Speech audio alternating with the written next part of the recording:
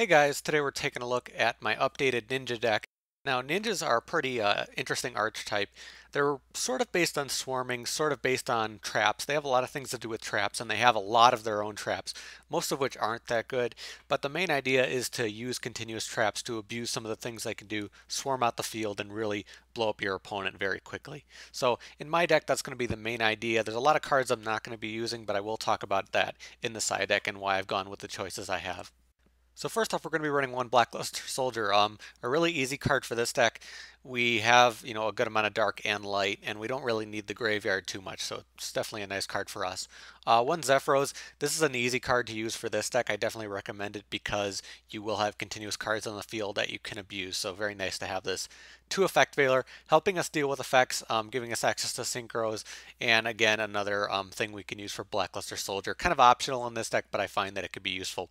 Then three, Mass Ninja, Ebisu. So this one's really interesting. You want to kind of set up the field in a way so you can swarm out and OTK your opponent or do a lot of damage. So I really like this card for this deck, allowing you to swarm out, bounce their stuff, and really go in.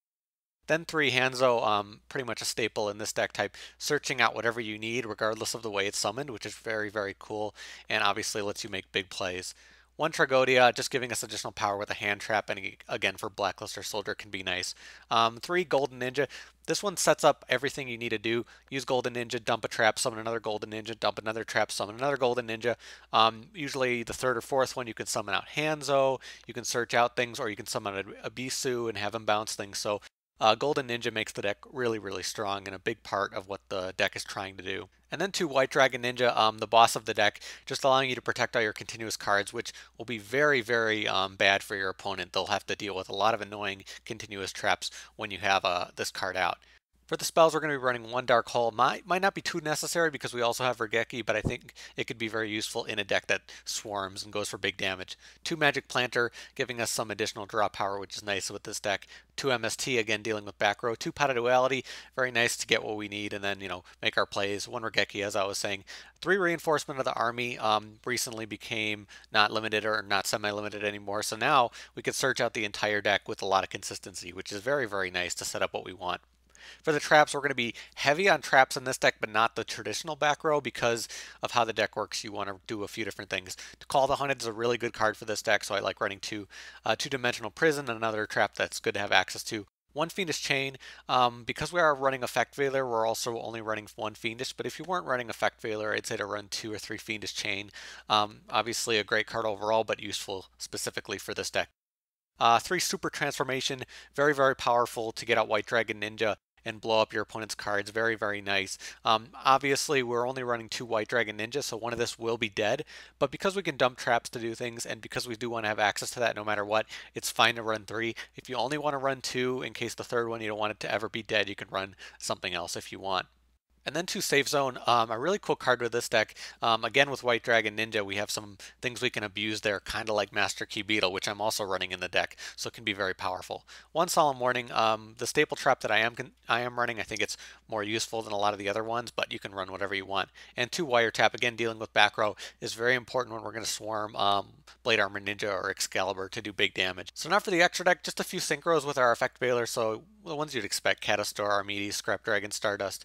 For the XYZs, obviously going to be running some variety, but also some of those warrior ones that'll be very powerful. Two Blade Armor Ninja, obviously a ninja meant for this deck to do big damage. One Castel, Exciton, Gagaga.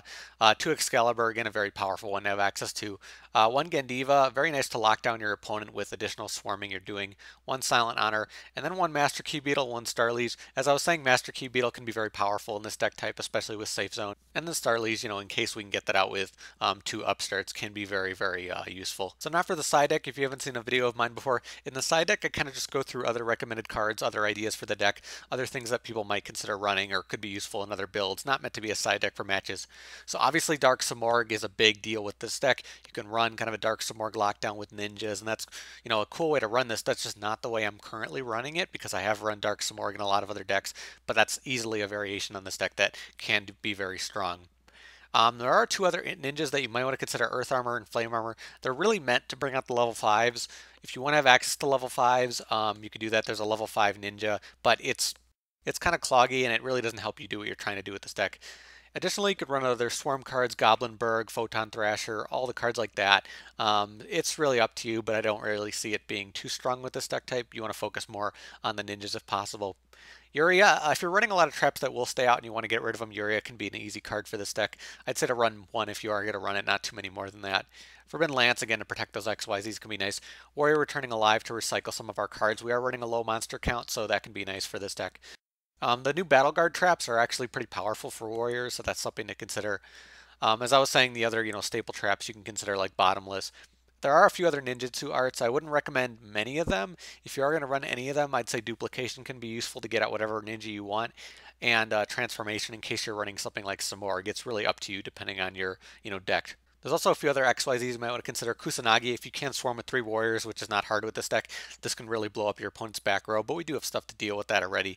As I was saying, the level 5 ninja, I really don't think it's that powerful, but it can be useful when you're swarming a lot at once. So if you were doing this with some of the other swarming, it could be powerful. But again, I don't think the level 5 variation is really worth running. And one card I think will be very, very powerful with this deck is number 86. We can easily bring out 3, 4, 5 level 4 warriors in this deck type. So when this card comes out, I'm definitely going to run this in this deck. I might even run it at 2 or 3 because of how easily we can get it out and how powerful it can be. So that's my updated ninja deck. I have a lot of fun with it, just focusing on swarming and, taking your opponent's monsters and bringing out strong stuff and backing them up with a lot of traps. So it can be a very fun deck type, and I just like its ability to bring out those XYZs and go for big damage at once, because if you can limit your opponent's ability on the field to deal with you, you can easily do 4,000, 5,000, even, an OTK at some point. But if you guys do have your own ninja deck, maybe you have some advice for me or some suggestions, you could post below. Let me know in the comments. I probably don't know everything about the deck type, but I am always open to hear what people are running in their deck, maybe what they think is stronger for the deck type. So let me know. But that's about it for me. Thank you guys for watching. I'll see you later.